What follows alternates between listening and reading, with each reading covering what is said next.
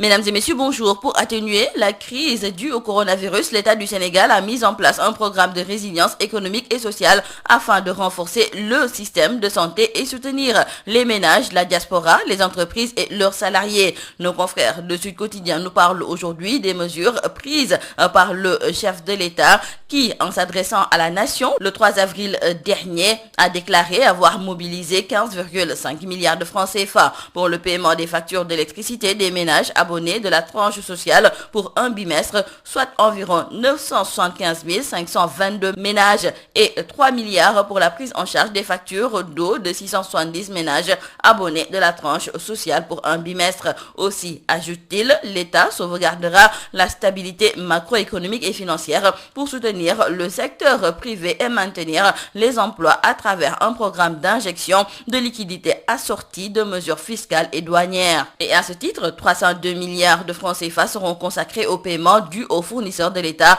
et le chef de l'État a également annoncé que des remises et suspensions d'impôts seront accordées aux entreprises qui s'engageront à maintenir leurs travailleurs en activité pour la durée de la crise ou à payer plus de 70% du salaire des employés mis en chômage technique pendant cette période. Dans le quotidien Le Soleil, nos confrères décrivent que les réactions après le discours à la nation du chef de l'État sont unanimes du côté du patronat. Les mesures fortes annoncées par le président de la République pour aider les entreprises à surmonter les effets du Covid-19 sont à la hauteur des attentes, répètent à l'unisson les responsables des grandes organisations patronales. Et dans le journal Dakar Times, nos confrères nous signalent que sur près de 40 pays touchés par la pandémie du Covid-19 en Afrique, le président de la République Macky Sall et son homologue ivoirien Alassane Dramane Ouattara ont proposé les meilleurs plans. Et sur l'aspect financier, le plan de Macky Sall dépasse de loin ceux de Paul Kagame du Rwanda, Mohamed Ould El Ghazouani de la Mauritanie, Ali Bongo du Gabon, Kaboré du Burkina Faso, Sarlé Wok Zewde d'Éthiopie, etc.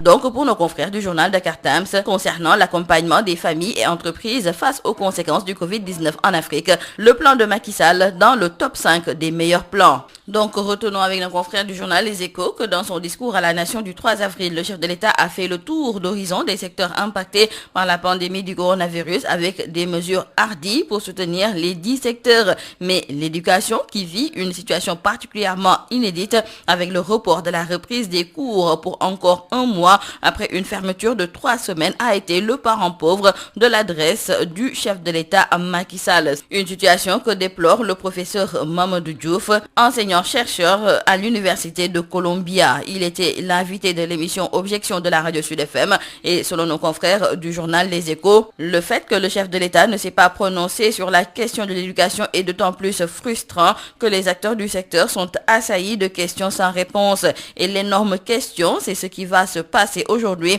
avec la fermeture des écoles et qu'est-ce qu'on va faire à la fin de la crise. Dans Sud Quotidien, nos confrères nous parlent aussi du professeur Mamadou Diouf qui s'est aussi prononcé sur la polémique autour des vaccins tests de Covid-19 en Afrique. Et sur ce point, il s'est offusqué du fait que des élites africaines acceptent que les vaccins soient testés en Afrique, convaincu qu'il est impossible de tester un vaccin dans un pays sans l'accord des autorités du pays. Mamadou Diouf pense que c'est aux Africains de rester vigilants. Pour lui, la question pour les Africains, c'est de faire en sorte que leurs dirigeants ne l'acceptent pas et qu'ils fassent le travail de police, qu'ils fassent le travail institutionnel pour que cela ne passe pas en Afrique et que si cela se passe en Afrique, que ça se passe dans les conditions qui sont acceptées par les Africains. Et le professeur d'histoire à l'université de Columbia est par ailleurs choqué de la communication entretenue par certains autour de l'Afrique et des effets de cette crise du Covid-19 sur le continent, faisant la comparaison entre la situation du Covid-19 en Afrique et dans le reste du monde, notamment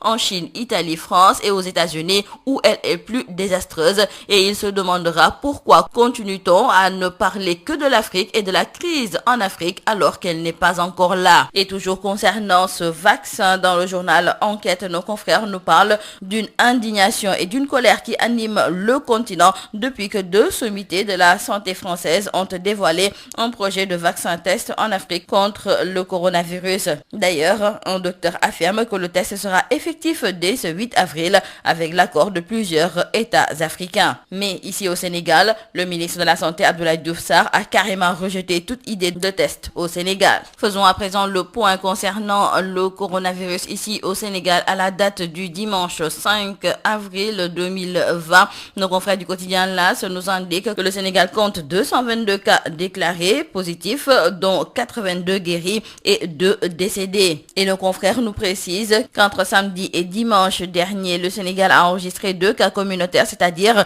que ces malades ne savent pas qui leur a transmis le virus du Covid-19. Il faut souligner que la fermeture des frontières terrestres, aériennes et maritimes intervenue le 20 mars commence à porter ses fruits puisque passé la période d'incubation de 14 jours, l'on n'a pas noté de cas importés depuis vendredi. Et nous terminons par cette affaire de mort suspecte d'Iba Thiam lors d'une soirée privée aux Almadies. Selon nos confrères de Vox Populi, Iba Thiam est morte lors d'une soirée arrosée d'alcool et saupoudrée de drogue. Dans le journal L'Exclusif, nos confrères nous précisent qu'elle était mal en point lors d'une soirée intime et la défunte aurait été abandonnée sur les lieux. Nos confrères nous indiquent que Dame Amar, le fils de Ahmed Amar, et 3 autres personnes ont été arrêtées, de même que la propriétaire de l'appartement qui est la fille de Baba Diaw. Elle a été entendue puis relâchée. Selon nos confrères du journal Le Tribune, la fille serait morte d'overdose, une overdose mortelle qui cache des non-dits, titre nos confrères du journal Critique. La fille était la directrice administrative et financière d'un grand groupe africain implanté à Dakar et spécialisé